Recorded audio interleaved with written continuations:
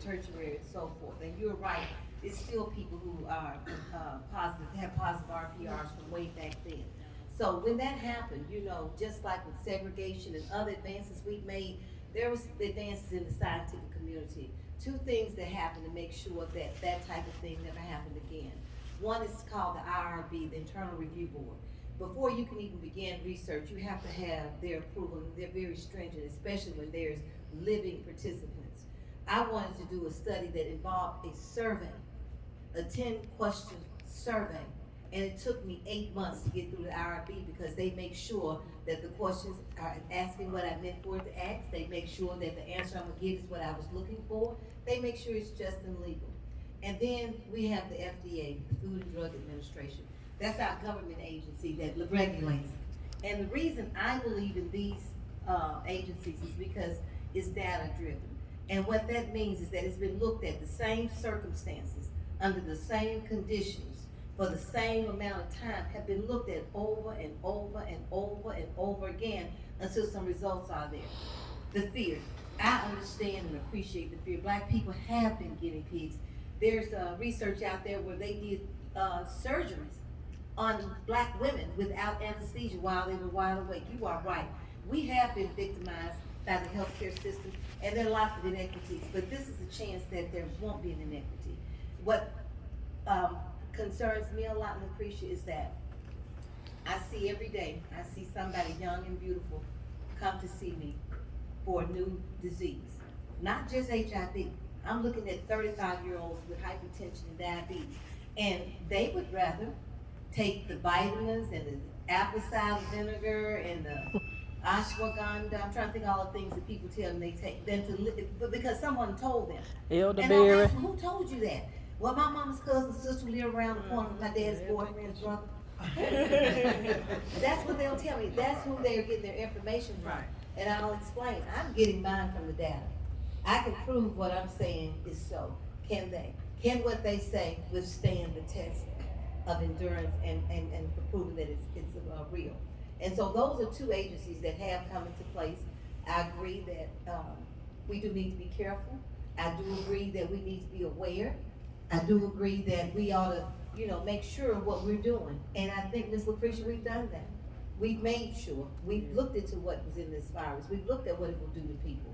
And I'll give you a perfect example, the Johnson & Johnson vaccination. There were 7 major incidents in there. It made worldwide news. 7 people, but 22 million got the vaccination. And you're gonna talk to me about 7 people. Do the statistics for yourself and you'll see that they were statistically insignificant. Where's my lawyer friend?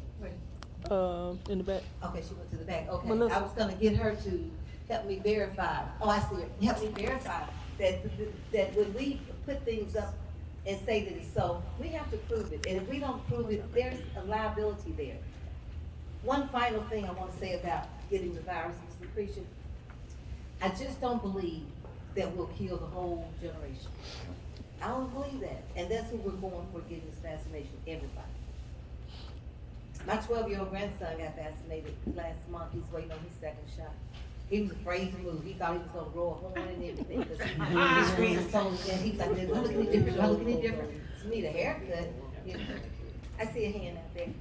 Dr. Bernard, I was wondering, why is it that they have not made, news broadcasts and things of that nature just to tell what the ingredients to the vaccinations are? I mean, it's simple things like antibiotics, acids, salts.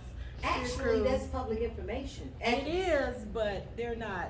It is public information. You can go and read it, but they don't advertise it when they're doing news and news stories. They don't just say.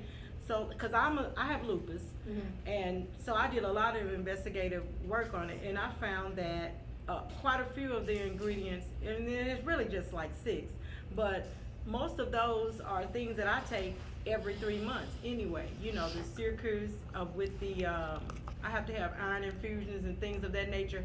And that's what's in the vaccination. And but has it been researched that the way you're getting it is sufficient enough to protect against the virus? I hear you loud and clear though. You're saying what they say they're giving us is this one vaccination I'm getting every 3 months. Is it the exact same formulation? Is the exact same amount? It's not the, of course, it's not the exact formulation, and even with lupus, they're not curing me. They're No. actually keeping me well for a few more months or another year, you know. But the thing about it is, our population, black population, is like 70% of us that have lupus, and I think 70? well, that's what my doctor told me. 70? Yeah. Okay. Women, black women. I would question those statistics. Is it 10 of us in here? 10 black women in here?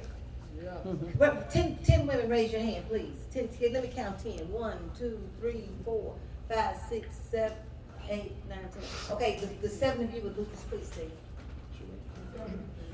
With lupus. Okay, that's 1, that's 2. No, not your mom. No, we talking about, see, that's how research is. That's how you do it. See, but now in this setting, but here's my point. I'm not saying she's wrong, but in this setting, That's not so. it doesn't apply. It's about 10 to 15% in this setting. So I would have to see how it applies in all settings. You're talking about prevalence and incidence. No, she said disease. I ain't And talking. then you would have to go by diagnosed too. Absolutely. There You're are several absolutely that right. have not been diagnosed, they think it's something else. I agree with you a whole lot. I agree Yes. with you. And that brings the next point over. You are my sister. This is a great segue. And that's the reason why every African-American person, at least once a year, ought to get a good physical. You ought to let somebody check you out. You ought to let somebody see if you have hypertension, diabetes, or heart disease, or even lupus. And this sister's right, and I'll share this here, and I hope I'm not violating. So I'm gonna try to keep it as clean as possible. But I had a client, a young, beautiful lady in her early 40s, and she's been to a lot of people. She had a lot of complaints. And she said, they told me this, they told me that, they told me this, they told me that. I listened to her carefully. I says, well, for everything you told me, I'm gonna get a test for it. I says, if it's in there, we're gonna find it. I'll be honest, I thought it was gonna be her thyroid, or she was gonna be anemic, and she had lupus. You're right. You're absolutely right. And that's the reason why you need a good primary care provider, and that could be us at Spirit Health Medical. We're located 1331 Green, Suite 1240. We're accepting new patients. We take all insurances, and I can guarantee you it's a different experience. We invite you home to a medical home, not just somewhere to get to be seen, but we become a part of you. Amen. Hello everyone. Everyone who was talking about this, my mother had it for 37 long years, and I believe